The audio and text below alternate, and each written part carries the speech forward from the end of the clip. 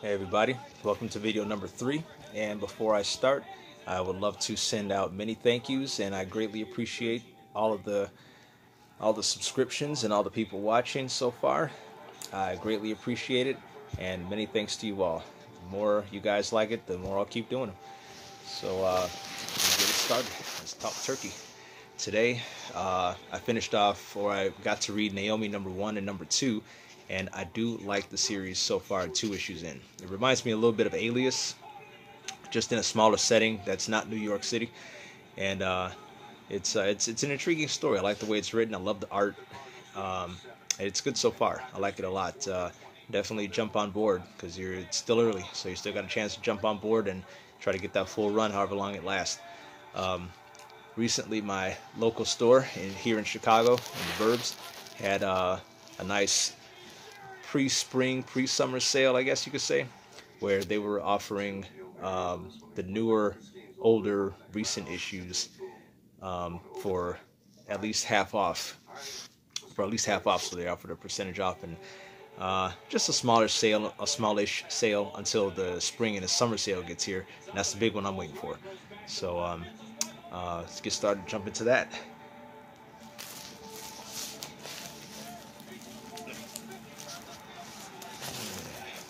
Josie and the Pussycats, number 9.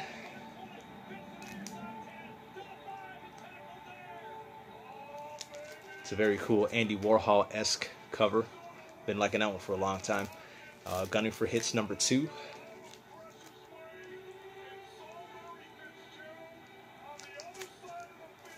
And a new Vertigo book called High Level. I've been seeing this one on the Facebook group pages for a couple of days now, and it looks like a really interesting title. It looks way different than the stuff Vertigo usually did in the old days, and it's nice to see them rolling stuff out again.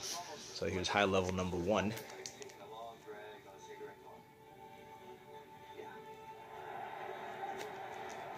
And I picked up my girlfriend an Iron Man issue number 4 from the most recent series, and it's got a really nice cover. It's the only copy that I found at the first store I went to yesterday, and this one was definitely a grabber. Definitely a keeper for this one.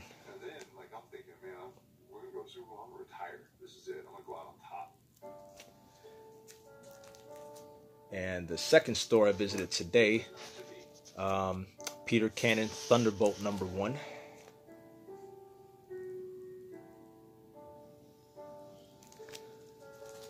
And a really kick-ass Wonder Woman cover, number 62, right, 62.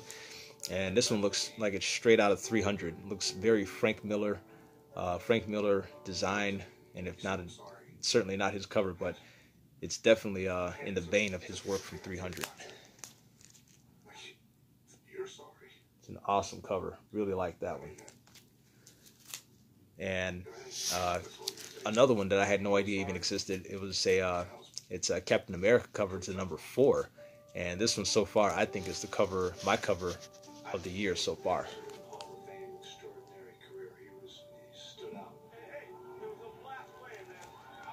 Really like that one. That's an awesome cover. And my local store also took care of me, and they get a lot of credit for this, so thank you guys. Batman the Dailies, 1943 to 1944. And this is the daily newspaper strips from that era of Batman.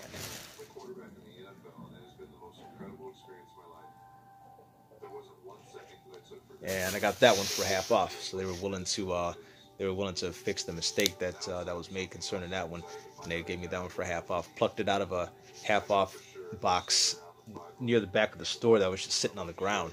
So it's always good to just keep an eye out for those stray boxes you might not notice. You'll probably find a nice coffee table book, graphic novel, something like that. They're willing to sell off for at least half price. So definitely take a look in there.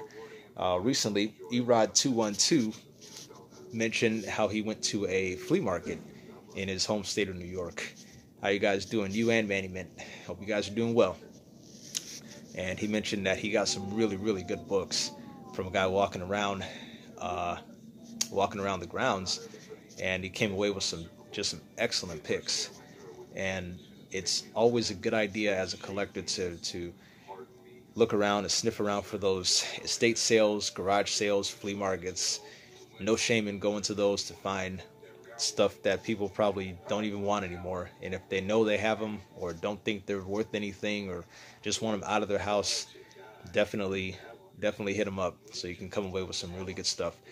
This guy in particular, last summer, he came around, and we have a sale out here every summer, or twice a year, once in the summer and once in the fall. And this guy in particular had about 4 boxes worth of books because his father-in-law had recently passed on, and he brought the books to the sale to make some extra cash.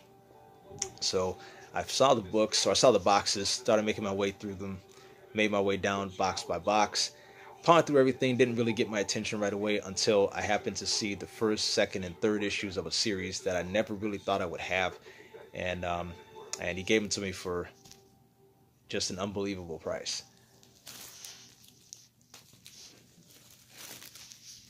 That's not it. Crisis on Infinite Earths. That's the intro issue. That's the index for, of course, all the characters. And now we start off with issue 1.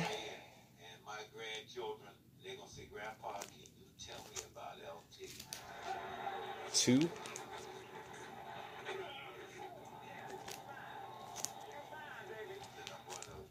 3.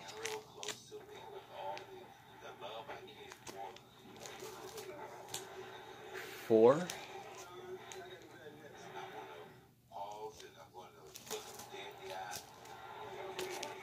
5. Definitely one of my favorite covers to the series.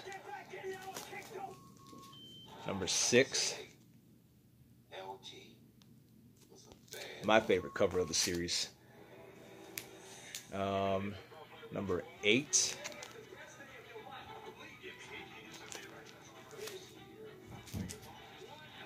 Number 9.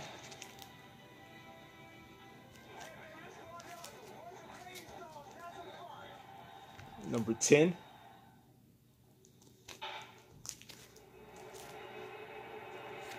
The 11.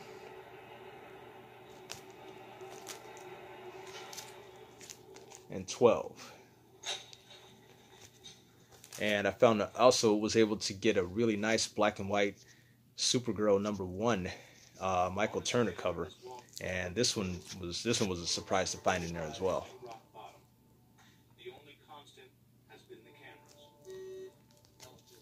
The color cover is really nice as it is, but the black and white one is really unique too to me. I always like those black and white sketch covers, and with just a slight bit of color in them for the logos or the emblems. And that one really was that was a nice one to grab. And the next one I found was Superman number 76, second printing, Funeral for a Friend series.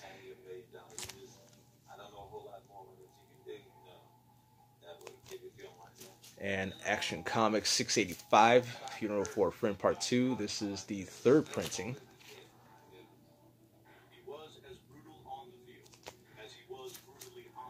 And the third printing of Adventures of Superman 498, Funeral for a Friend Part 1.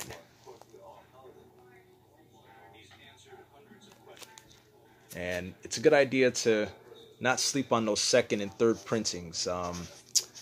They're usually pretty nice to have. I think they're nice to have, and you shouldn't really sleep on those. There's some nice extras to have, so you have both covers, and just for the sake of having them, or because you like them, or it's just good to have those second printings. And the last one is Superman, Last God of Krypton.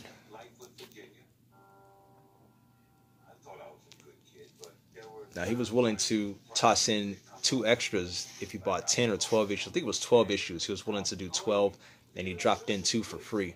And I did get that one, and a Collected Shadow miniseries, the Howard Chaykin controversial one. I'm not sure exactly what's controversial about it yet, but it's the controversial Howard Chaykin series of The Shadow, and he was willing to toss in those 2 for free.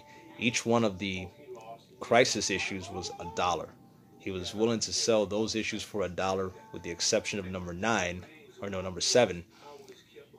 with Superman holding Supergirl after her death during the crisis. That's the only one I don't have in that run. But that was just a fantastic find from me. That was a big one, and it wasn't even a convention. That was maybe just a little warm up. So yeah, definitely hit up the garage sales, flea markets, estate sales. You could come away with something really nice. Whether you sell it or you don't, you flip it or you don't. They're nice to find. You can find some really nice stuff in there that nobody would probably think twice about. That's probably it for now. If you guys are going to your local stores in the next couple of days, however long it lasts, if you see them there, buy a couple of boxes of Girl Scout cookies. Support them and help the girls. Give the girls some extra confidence and support in the things they want to do, their dreams and ambitions, and put them on the even playing field, the same as the guys. Hopefully, in the near future, I'll have some graded books coming back from CBCS. However long they're going to take, so I'll be able to send some off in the next, hopefully, month or so. And whenever they come back after a few months, have a nice unveiling, and I'll definitely have those for you guys to see as well.